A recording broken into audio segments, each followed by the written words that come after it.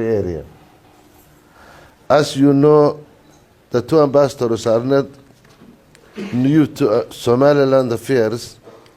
Is that the Somaliland government, it spends almost 40% of its budget with the security organs of Somaliland. And as they say, where there is water, there is life. Where there is security, there is an working institutions of the government.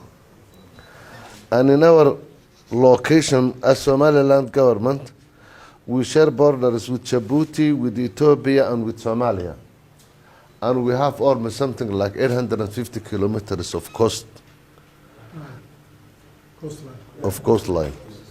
We are facing mainly the Gulf of Aden. The main area that we have got that border of the coast is the Yemen. And we know the turmoil what's going on in Yemen. All terrorist activities, they come to Yemen. We assure the border of Ethiopia and Somalia, which is close to Somaliland and Ethiopia, which is close to 1,000 kilometers. And we have something the same almost border with Somalia, with the member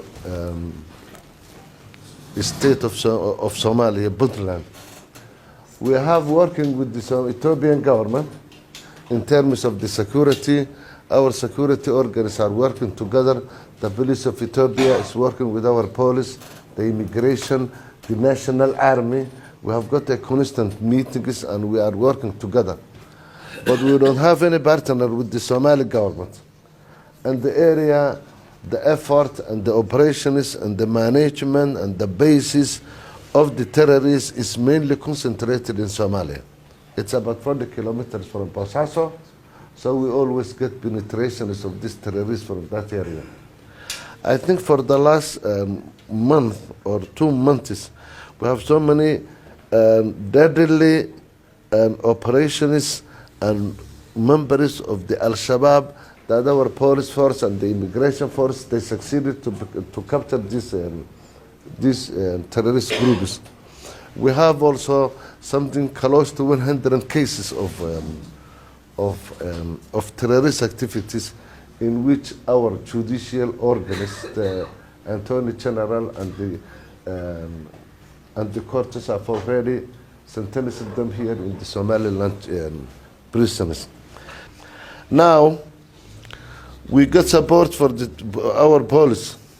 We may not give a long list, but it's very important to note that in the terrorist activities, there was only the UK government who was supporting the CTU terrorist